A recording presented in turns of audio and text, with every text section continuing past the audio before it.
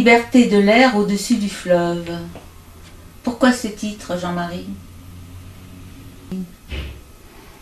C'est une grande liberté que j'ai éprouvée bien des fois au-dessus de rivières, avant même de pouvoir la formuler. Et c'est ça qui est merveilleux en poésie. Des sensations vous habitent depuis l'enfance, vous êtes, travaillé, enchanté par certains aspects de votre vie. Et tout d'un coup, devant un paysage particulier, peut-être beau, peut-être ordinaire, eh bien, la chose vous rattrape et vous oblige à la mettre en mots.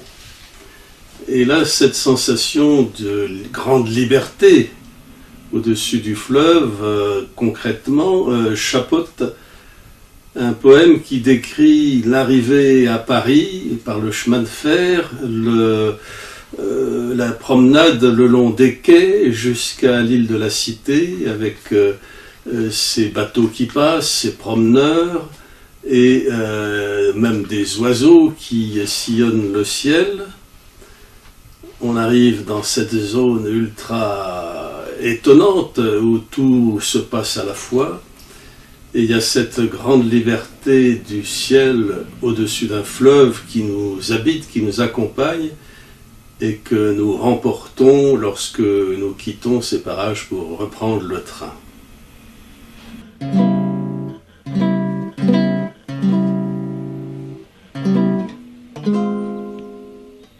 Expansion du jaune jusqu'au jusant de la lumière.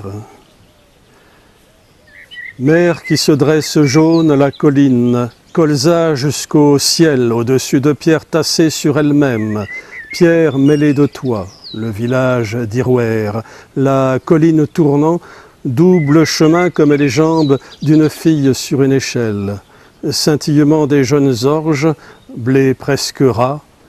Tout est jaune de soif et d'avril, jusqu'à gagner le bleu espace et culminer à l'heure où tireront vers la boule de lumière tous les jaunes venus des verts, ces plateaux qui sont devant nous, cette terre. Effectivement, grande liberté de l'air au-dessus du fleuve rassemble toute une série de pièces qui sont nées de la fréquentation assidue pendant plusieurs années de certains cantons de l'Yonne et tout spécialement des plateaux de l'Est, ceux qui, pour simplifier, pour ceux qui voudraient revisiter ces endroits merveilleux et discrets pourtant, vont en gros de Chablis à Tonnerre. Et c'est cette visite assidue par toutes les saisons, par toutes les heures du jour et de la nuit, par sa répétition et par sa variété infinie, m'a obligé à ressentir, à exprimer une sorte de fête de l'esprit qui nous habite quand on veut se laisser pénétrer par ces sensations-là, quand on ne veut pas fuir et passer aussitôt à des choses pratico-pratiques.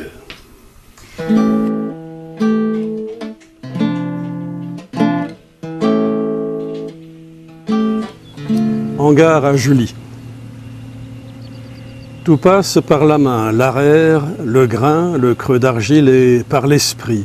L'attelage Besson, la machine rouge chaussée de noir, la fuite dans le chemin ombreux, humide, salué de fougères, d'un couple de chevreuils, négligeant toute crainte, et plus loin que la jachère, bleu l'été, noir aujourd'hui, plus loin que le silo brillant, la certitude tout à coup d'un temps hirsute et méandreux, l'index sur la barbe, rasé d'hier, montrant ouverte la maille des saisons, fouillant l'odeur acide et plate du hangar, au montant de fer plat, au toit de tuiles passées, où la gloire d'anciennes moissons surplombe encore les noires graisses plus récentes. Jean-Marie, qu'est-ce qui vous rattache si profondément à ces paysages de l'Yonne que vous décrivez dans de nombreux poèmes. Nous sommes arrivés dans Lyon, j'étais encore enfant. Nous avons eu une grande latitude pour partir à pied, en vélo, sur les routes de la forêt d'Hôte. Entrer dans la forêt nous ne faisait pas peur, même si on préférait être plusieurs plutôt que tout seul.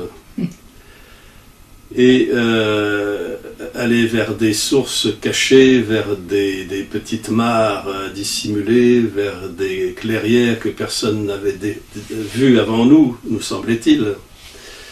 Et puis ressortir devant un grand paysage sur la vallée qui s'ouvre là-bas, la vallée de l'Armançon, petit nom et grande chose en fait.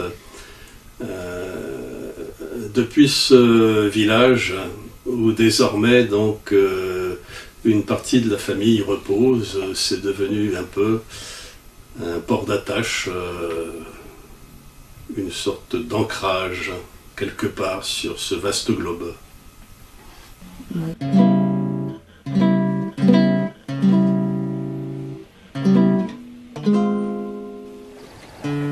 Nom gravé au bord des rageuses. Je n'aurais pas donné beaucoup qu'une centoline pour que votre nom demeure inscrit au déboulé de la forêt sur cette pierre grise que porte le cimetière, comme ferait un navire sur le flot du paysage. Attendit-il un contentement d'être qui jamais ne vint? Eut-elle la main trop fine pour vivre encore?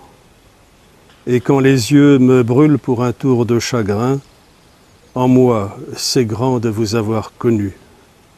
Et nous, entrerons-nous avec ces forces et ce cœur prompt à battre dans l'absence, ou bien aurons-nous renoncé nos lèvres pour, devant la porte, questionner, à dénombrer le sort, le temps nous engage?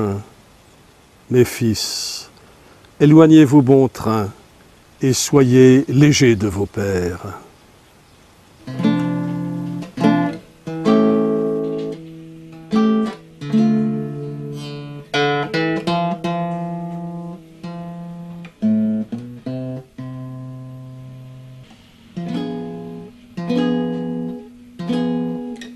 Thank you.